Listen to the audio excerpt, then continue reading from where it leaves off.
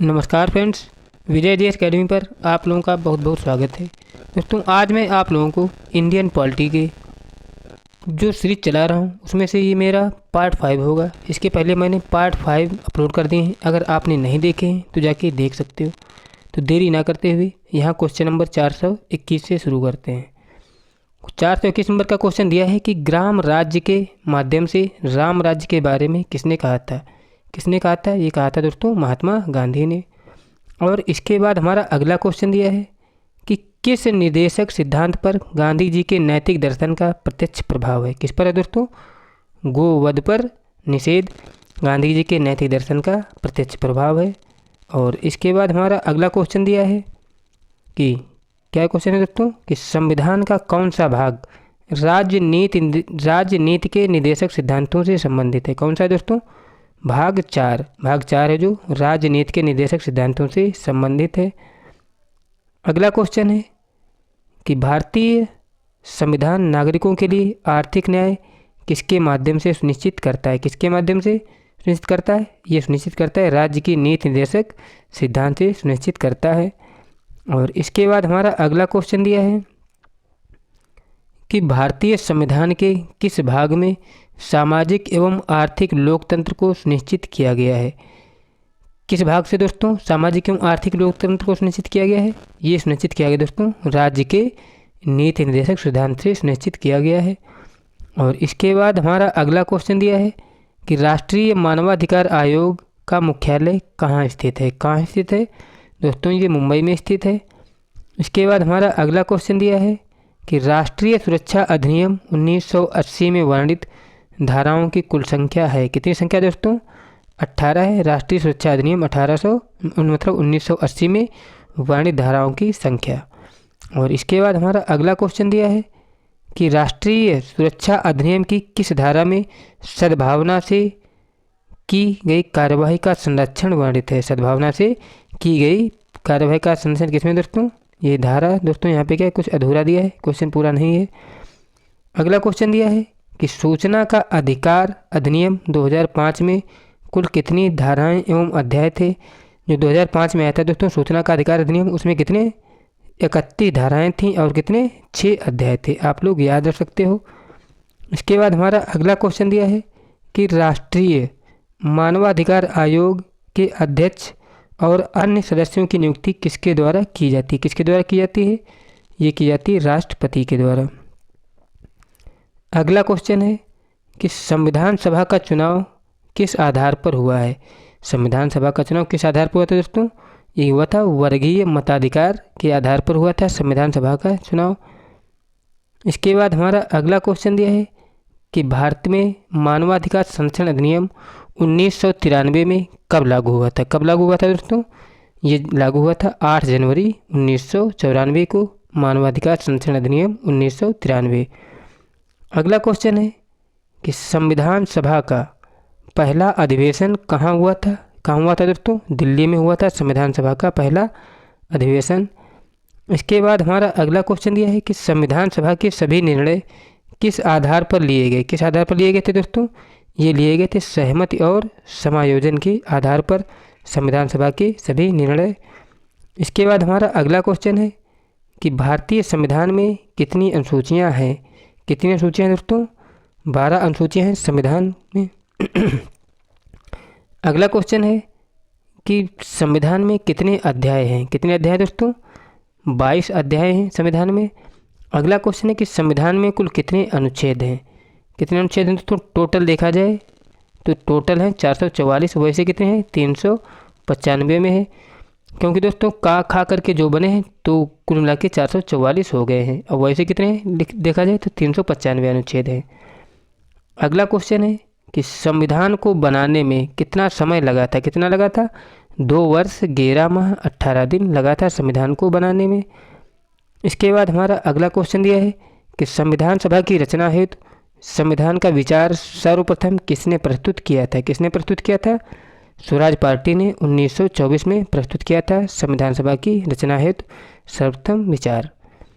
अगला क्वेश्चन है कि भारत में संविधान कब लागू हुआ था। कब लागू हुआ था दोस्तों? लागू हुआ था 26 जनवरी 1950 को और बनकर कब तैयार हुआ था दोस्तों? बनकर तैयार हुआ था 26 नवंबर 1949 को, याद रखना है। इसके बाद हमारा अगला क्वेश्चन है, कौन एक संविधानेतर संस्था है? कौन सी दोस्तों? जो नीति आयोग है दोस्तों, ये एक संविधानेतर संस्था है। अगला क्वेश्चन है कि नीति आयोग का प्रथम उपाध्यक्ष या उपसभापति कौन था? कौन था दोस्तों? अरविंद पनगड़िया थे नीति आयोग के प्रथम उपाध्यक्ष या उपसभापति। अगला क्वेश्चन है कि भारतीय न्यायिक व्यवस्था में जब जनहित याचिका को शामिल किया गया उस समय भारत के मुख्य न्यायाधीश कौन थे? कौन थे दोस्तों उस समय? पीएन भगवती थे। अगला क्वेश्चन दिया है कि सरकारिया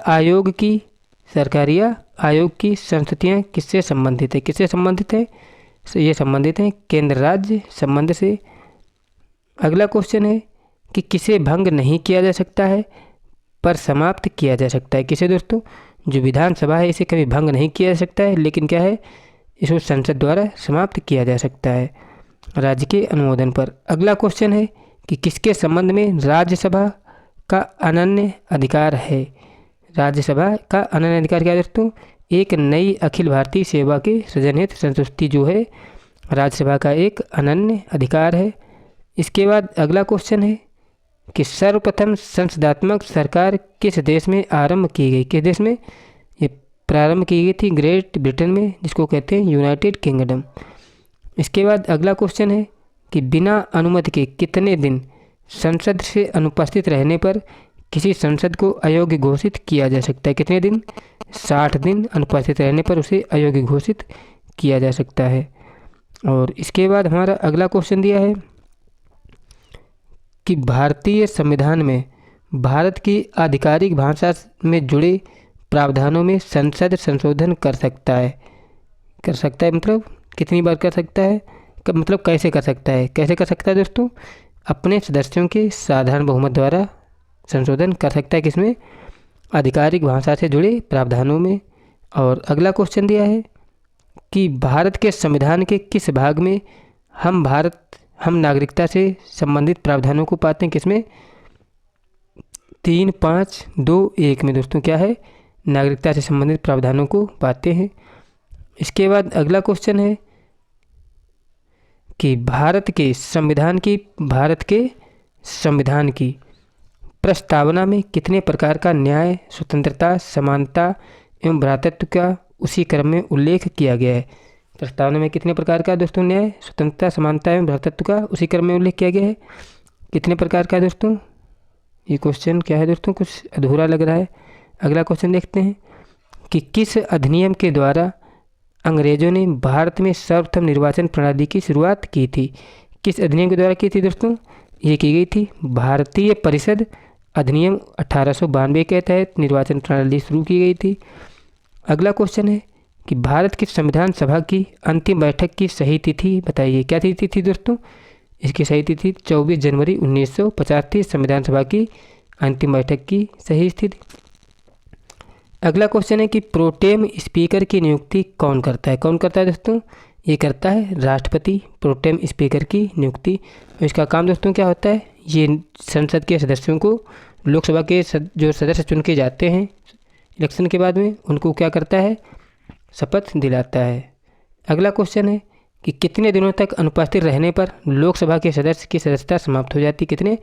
2 माह तक अनुपस्थित रहने पर लोकसभा की सदस्यता समाप्त हो जाती है। अगला क्वेश्चन है कि किस विधेयक को केवल लोकसभा ही पारित कर सकती है? किसको? धन विधेयक को। धन विधेयक ऐसा विधेयक है जिसे केवल लोकसभा ही पारित कर सकती है। अगला क्वेश्चन है कि मंत्री परिषद किसके प्रति उत्तरदायी होती है? किसके प्रति दोस्तों? ये लोकसभा के प्रति उत्तरदायी होती है मंत्री परिषद। अगला क्वेश्चन है कि किस अवस्था में संसद लोकसभा का कार्यकाल बढ़ा सकती है? किस अवस्था में दोस्तों? ये आपातकाल की स्थिति में जो है संसद लोकसभा का कार्यकाल बढ़ा सकती है। इसके बाद अगला क्वेश्चन है कि संसद एक बार में लोकसभा के कार्यकाल में कितने समय के लिए वृद्धि कर सकती है? कितने समय के लिए? 1 वर्ष के लिए वृद्धि कर सकती है संसद लोकसभा में कार्यकाल में वृद्धि। कितने वर्ष के लिए कर सकती है? 1 वर्ष के लिए। अगला क्वेश्चन है कि किस वर्ष लोकसभा का कार्यकाल एक करके 2 बार बढ़ाया गया था? कब? 1976 में लोकसभा का कार्यकाल एक एक वर्ष करके 2 बार बढ़ाया गया था। अगला क्वेश्चन है कि लोकसभा संसद को प्रतिमाह कितने महीने वेतन मतलब कितने रुपए वेतन मिलता है लोकसभा संसद को। दोस्तों इसमें कुछ बढ़ोतरी हुई है, इसलिए आप लोग करंट वाला देख सकते हो। अगला क्वेश्चन है कि लोकसभा का नेता कौन होता है। कौन था दोस्तों? आमतौर पर भारत के प्रधानमंत्री ही लोकसभा सदन के नेता होते हैं। अगर प्रधानमंत्री लोकसभा का सदस्य नहीं है तो लोकसभा के सदन का नेता चुनाव करते हैं, याद रखिएगा। अगर राज्यसभा का सदस्य जो है प्रधानमंत्री बनता है तो क्या होता है, लोकसभा के जो सदस्य होते हैं वही नेता का चयन करते हैं। अगला क्वेश्चन है कि भारत में किस राज्य के लोगों को दोहरी नागरिकता प्राप्त है। किसके? जम्मू कश्मीर जो है वहाँ दोहरी नागरिकता प्राप्त थी, लेकिन वर्तमान में ऐसा नहीं है, अब धारा 370 हट चुकी है। अगला क्वेश्चन है कि मौलिक अधिकार कितने हैं। कितने दोस्तों? मौलिक अधिकार दोस्तों 6। संविधान के भाग 3 अनुच्छेद कितने दोस्तों? 12 से 35 तक में मौलिक अधिकारों का क्या है, विवरण दिया गया है। अगला क्वेश्चन है कि संविधान में कितने मूल कर्तव्यों का उल्लेख किया गया। कितने? 11 मूल कर्तव्यों का उल्लेख किया गया है भारतीय संविधान में। अगला क्वेश्चन है कि संघीय कार्यपालिका की शक्ति किसमें निहित है। किसमें निहित है दोस्तों? राष्ट्रपति में निहित है। अगला क्वेश्चन है कि राष्ट्रपति और उपराष्ट्रपति के चुनाव संबंधी विवाद कौन सुलझाता है। कौन सुलझाता है दोस्तों? सर्वोच्च न्यायालय जो होता है राष्ट्रपति और उपराष्ट्रपति के चुनाव संबंधी विवाद को सुलझाता है। और इसके बाद हमारा अगला क्वेश्चन दिया है कि राष्ट्रपति के चुनाव में कौन भाग लेता है। कौन भाग लेता है दोस्तों? जो लोकसभा के संसद मतलब लोकसभा और राज्यसभा के निर्वाचित सदस्य और विधान सभाओं के सदस्य जो होते हैं राष्ट्रपति के चुनाव में भाग लेते हैं। और लास्ट क्वेश्चन है कि भारत का सर्वोच्च सेनापति कौन होता है। कौन था दोस्तों? जो राष्ट्रपति होता है भारत की सेनाओं का सेनापति होता है, तीनों सेनाओं का। फ्रेंड्स मेरे द्वारा कराए गए क्वेश्चन यदि आपको अच्छे लगे हो तो प्लीज़ चैनल को सब्सक्राइब कर लें। वीडियो अच्छा लगा तो लाइक करें। मिलते हैं नेक्स्ट वीडियो में। जय हिंद, जय भारत।